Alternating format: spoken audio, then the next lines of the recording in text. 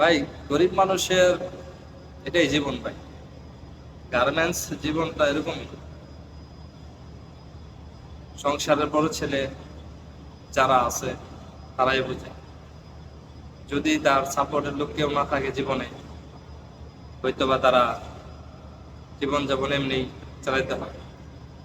লেখাপড়া তারাই করে ভাই যাদের অর্থ সম্পদ ভালো আছে, সাপোর্ট আছে, পরিবারের মনে করেন বাবা আছে, টাকা কামাই করতে পারে, সেই সকল ব্যক্তিদের জন্য পড়াশোনা। আমরা পড়াশোনা করতে পারি নাই ভালো, আমাদের জন্মের পর থেকেই গরিব ঘরে জন্মাইছি, তো সেরকম টাকা পয়সা ছিল না বিদায় সমাজ এরকম দাম পাই না। এই জন্য ভাই গার্মেন্টসে চাকরি নিছি, রাত নাই দিন নাই, মানে রাতের ডিউটি, রাতে ডিউটি করতে হয়। এই সিটির পাশে পয়সা একটা ভিডিও বানাচ্ছে, আপনাদের সাথে একটু শেয়ার করি, ভালো লাগতেছে না বিদায় শেয়ার করি। তো বাবা মা থাকা অবস্থায় ভাই যদি টাকা পয়সা কামাই করার পর যদি খেয়ে না যেতে পারে, বাবা মা থাকা অবস্থায় যদি সফলতা না পায়, বাবা মা পৃথিবী থেকে চলে যাওয়ার পরে, তাহলে সেই সকল টাকা পয়সা সেই সময় সফলতা পেয়ে কি লাভ হবে ভাই?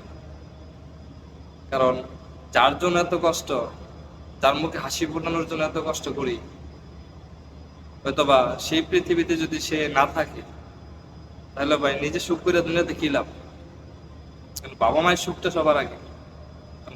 বাবা মায়ের মুখে যখন একটা হাসি দেখবো, তখন হৃদয়টা অনেক শীতল হয়ে যায়, শান্তি লাগে। যখন বাবা মা পৃথিবী থেকে না থাকে, সেই সন্তানরাই বোঝে যে আসলে এখন টাকা পয়সা কামাই কইরা কার জন্য।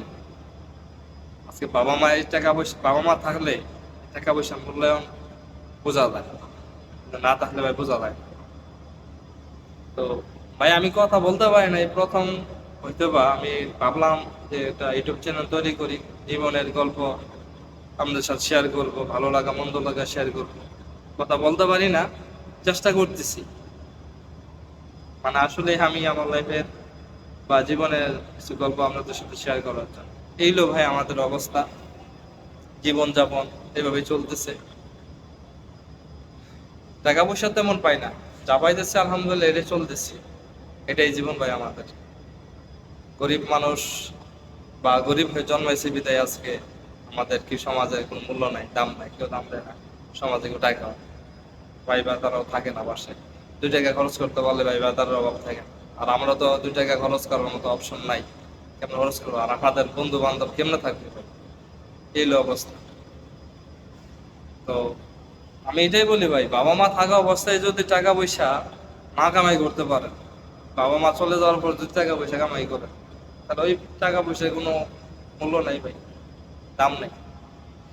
কারণ আমরা তো টাকা পয়সাটা শুধু বাবা মার জন্যই, যারা পৃথিবীতে এত কষ্ট করে আমাদেরকে জন্ম দিয়ে গেছেন, তাদের জন্য জন্য যদি কিছু না করতে পারি, তাহলে ভাই ওই টাকা পয়সা দেওয়া নিজের কোনো সুখ শান্তি আসে না।